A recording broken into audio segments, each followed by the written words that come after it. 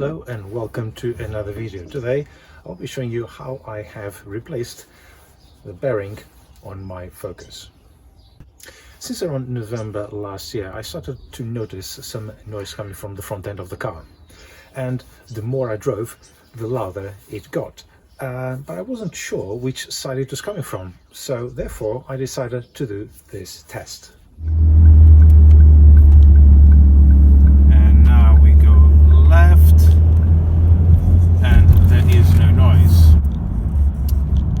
Leads me to conclude that it is actually the left-hand side front bearing that is at fault.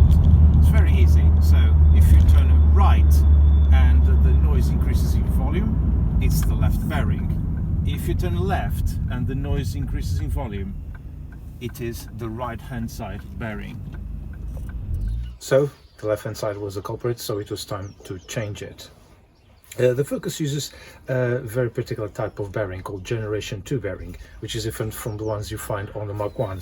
Basically, the hub and the bearing are combined into one single unit. You can use a press in order to remove and to refit the new bearing, and you can also use a special tool, a 78mm tool, which I'm about to show you now. So this is a tool that I've bought for just over £100 online. It comprises of an extra insertion plate and an extraction plate, as well as several other rods, which I used to make the job much easier. There's a couple bearings in here, one to use for the extraction and this one for the insertion. So this is the bearing that I've bought, an SKF unit. And you will see that the reference number is VKBA 3660. I've bought this via Autodoc as well as other bits, and it arrived within a week or so. You have to be very careful when you insert and remove the bearings, especially the new ones. You will have to make sure that the plates secure on the outer race of the bearing, and the same applies if you happen to use a press. Make sure you have supporting plates underneath the outer race of the bearing in order to prevent any damage. If you are going to use a press, just be careful. Make sure that you have plates that support the outer race of the bearing, as I mentioned on the clip before.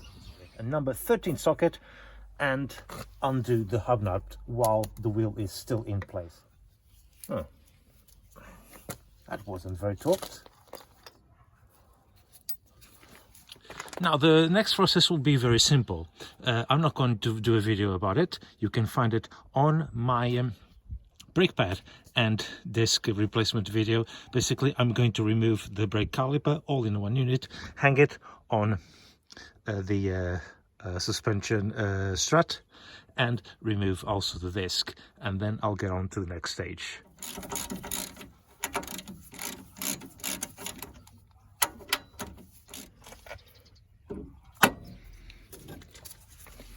And now I'm going to crack open this one here at the bottom using a 21mm wrench, or a 20 or even 19, depends if your nut here is a replacement one or not.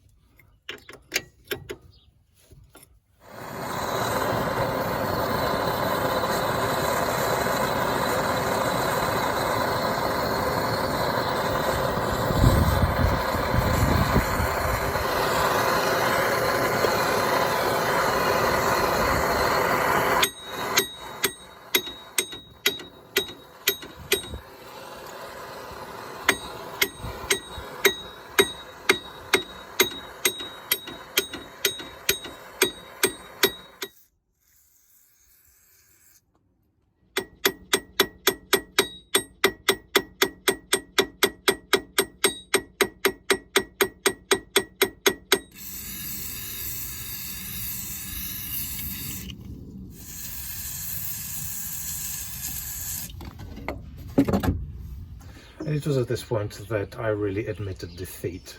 I had three choices. The first one would be to take the drive shaft from the gearbox end and the knuckle from the suspension strut and take it to a garage to press out the old bearing and to press in the new one. But because I can only do this type of work in the weekend and all local garages are shut in the weekend, that couldn't be an option. The second will be just go to scrapyard, get the whole unit and just put it in. But I didn't know how would be the condition of the bearing I will get from the scrapyard, and again the weekend will be an issue due to the constraints with my work. The third option, and it's the one that I nearly took in the end, was to take it to a local garage which is near my workplace, drop the car in the morning and then pick it up at the end of my shift, and they were going to charge me £130. But then it occurred to me that there was a fourth option, and this is the one that I took in the end. Okay, so with no amount of heat and hammering NWD-40 would budge, we're removing the inner CV joint. I'm going to try with this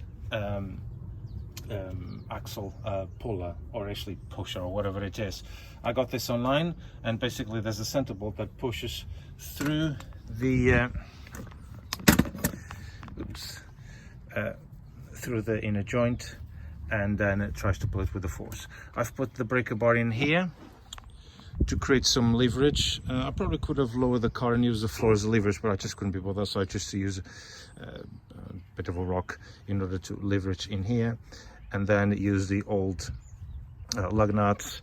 And then because the center bolt wasn't long enough, I have to use one of my least used impact sockets in order to give it a bit more of length.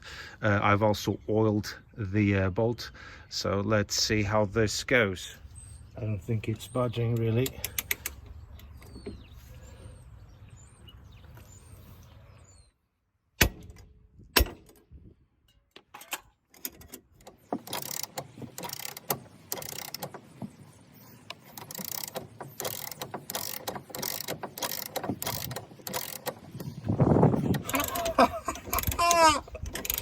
Oh, that's amazing!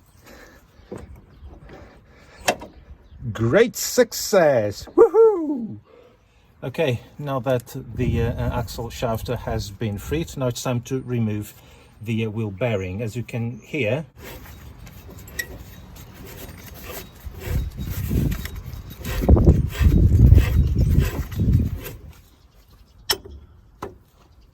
there you go.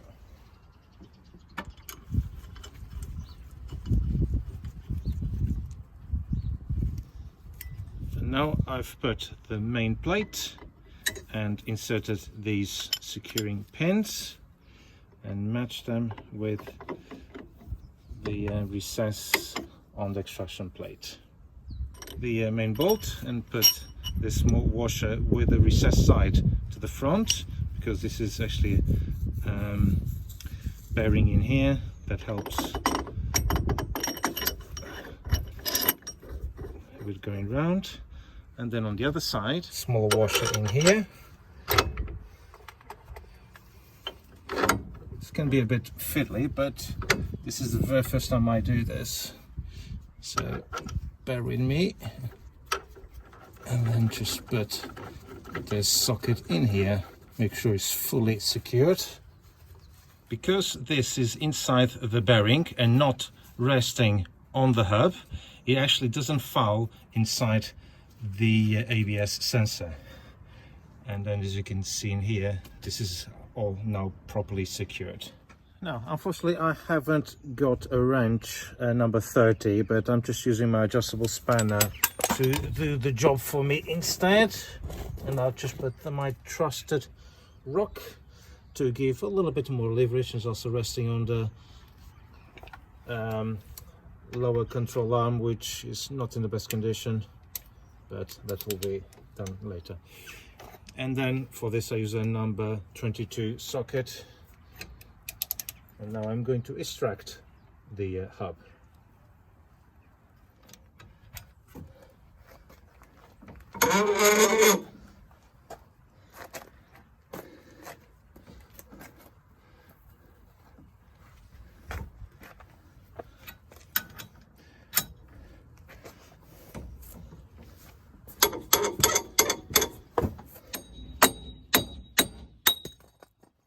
this was pretty seized, and as you can see in here, all the rust was preventing for the splines of the drive shaft to come apart.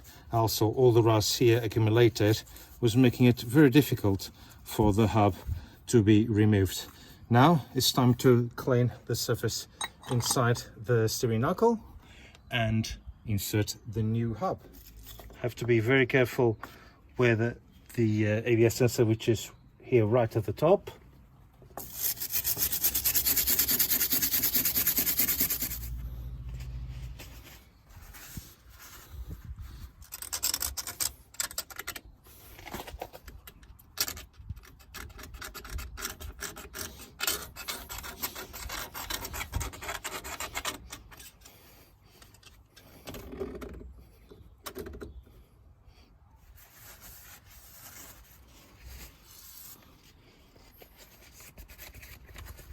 And a little bit of wet and dry,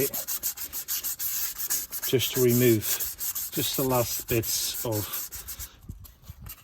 rust that it might have inside.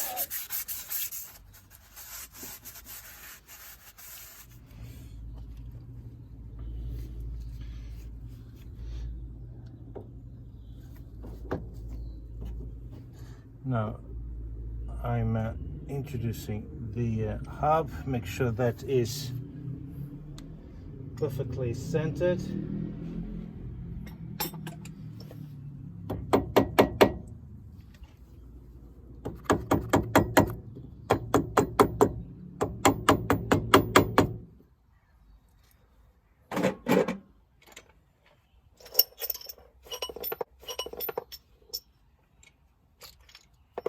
And then at the back I've put this tool here, this compression plate, which has a recess for the ABS sensor.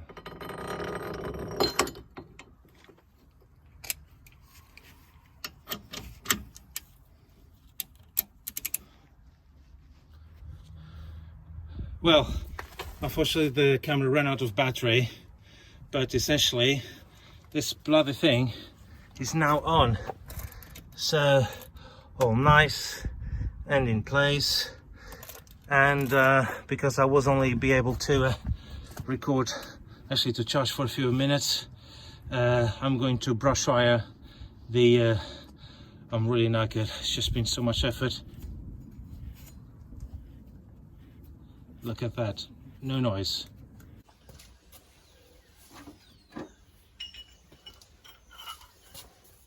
So this was the issue that I had initially with the insertion plates, is that when you put them in on bearing like that, okay, this is your bearing, so this one won't be really up to scratch. You have these bits here, and the problem is that they actually touch the knuckle, and if they touch the knuckle, that means that will be a bit of the bearing not properly fitting inside the knuckle. So what will be the other option? Well, to ditch these and go for this option. And this is what I had to do in the end. Ditched the insertion plates and the rods, have the main plate rest on the hub studs, compression ring on the other side and the nut, and I managed to press fit the bearing back into the knuckle, and the job was a good one. So that's it. Thank you very much for watching. If you have any comments, please do so. This was the very first time I did wheel bearing replacement of a generation 2 kind of bearing. So I'll see you in the next video. Take care.